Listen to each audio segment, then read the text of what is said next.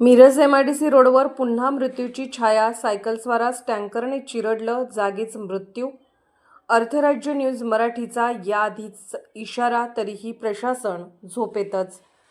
Miraj MIDC रोडवर Mahatma Gandhi police स्टेशनजवळ घडलेली भीषण दुर्घटना मिरज शहराला हादरवून टाकणारी आहे. परशुराम शंकर पांचाळ, वय 70, राहणार कमाणवेस, घोरपडेवाडा, गणेश तलावाजवळ मिरज, हे आपल्या सायकलवरून जात असताना भरधाव वेगात येणाऱ्या पेट्रोलच्या टँकरने त्यांना चिरडले.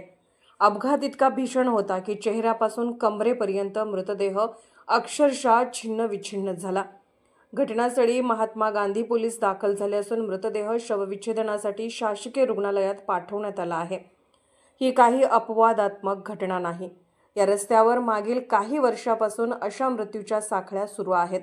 याआधीही अर्थराज्य न्यूज मराठीने वेळोवेळी या अपघातप्रवण रस्त्यावरील अक्षम्य बेफिकिरी आणि प्रशासनाच्या दुर्लक्षाबाबत आवाज उठवला होता. तरीही ना स्पीड ब्रेकर, ना CCTV, ना वाहतूक नियंत्रण. प्रशासनाने याकडे पूर्णतः दुर्लक्ष केलं आहे.